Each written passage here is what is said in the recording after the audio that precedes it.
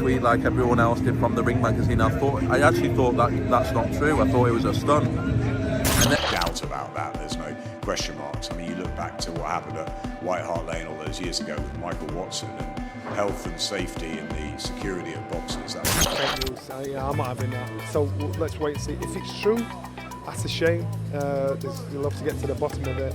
But I'd heard this yesterday. Conor Benn pulls out of Chris Eubank Jr. rematch in shocking last-minute twist, and inside reports confirm an injury is behind the sudden withdrawal. Weeks of hype, training, and talk vanished in an instant. Fans are furious, and Benn's reputation takes another serious hit, exposing him as fragile and unprepared for the big stage. So I found out today stating that he's asked him for an extension period because he's injured before being ordered to do anything. Eddie Hearn's announcement lands like a thunderclap. The rematch is officially postponed. After the shock of Benn's last-minute withdrawal, this confirmation cements the chaos. Months of hype, ticket sales, and fan anticipation are now in limbo, and the narrative of this rivalry is hanging by a thread.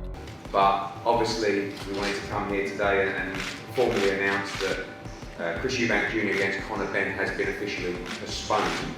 Frank Warren confirms what insiders have been whispering. Conor Benn's withdrawal is injury-related. The camp formally requesting extra time signals trouble behind the scenes. This isn't just a postponed fight, it's a major disruption. Benn's reliability is under scrutiny, and the build-up to this high-stakes rematch now hangs in uncertainty. At the moment, then that's what he's coping with. His camp have written to the asked him for a period of time to before they have to defend the title, so we'll see what happens. Johnny Nelson doesn't mince words, and inquiry is necessary. The chaos surrounding Benn's sudden withdrawal has left the boxing world reeling. Questions about transparency, injury credibility, and preparation loom large. Fans and analysts alike demand answers, and Nelson's call for accountability highlights just how serious this disruption truly is. Unfortunately, there is going to be there needs to be an inquiry straight after this. Why, what?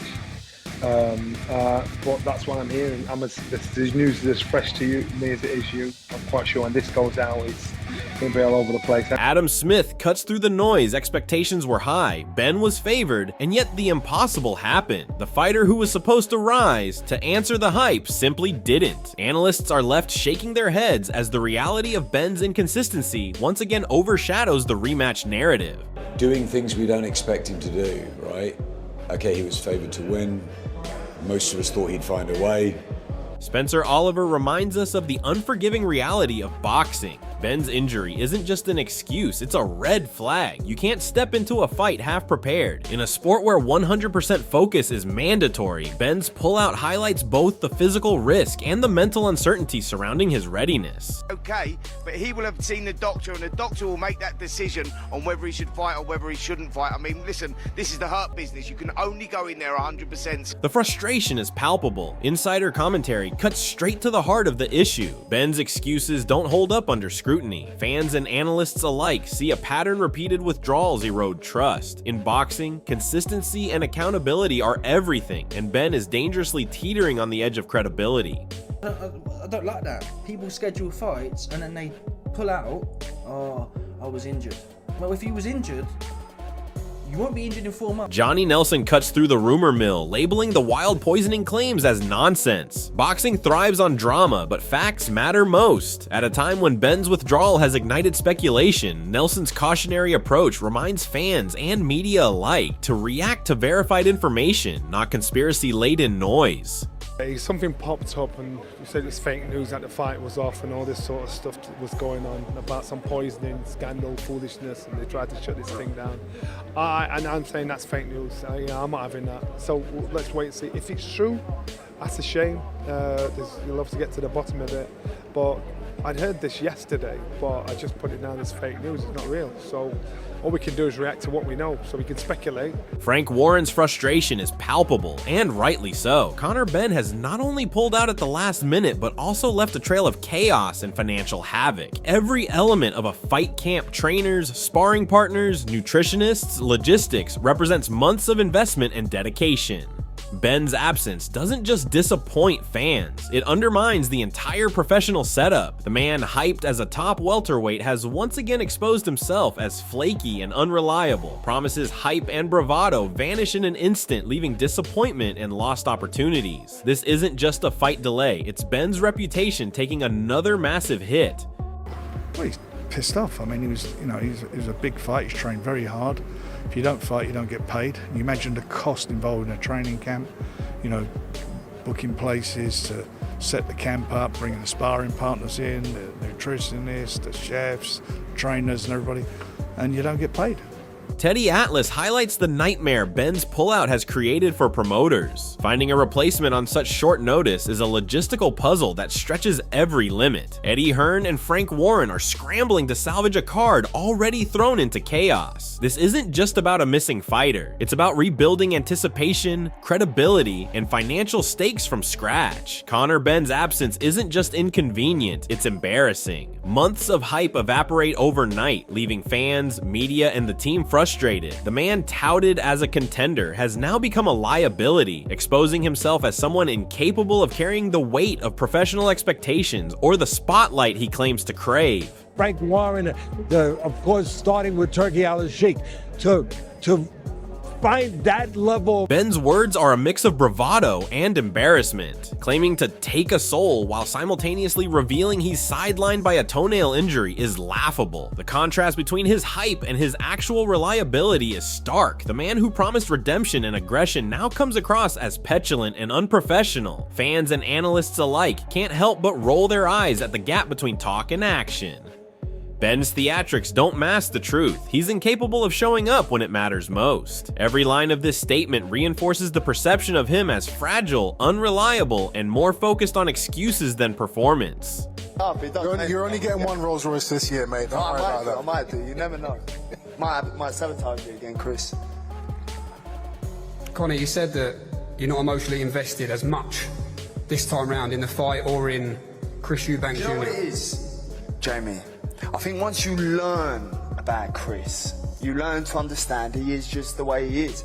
But he has my respect for being one hell of a fighter.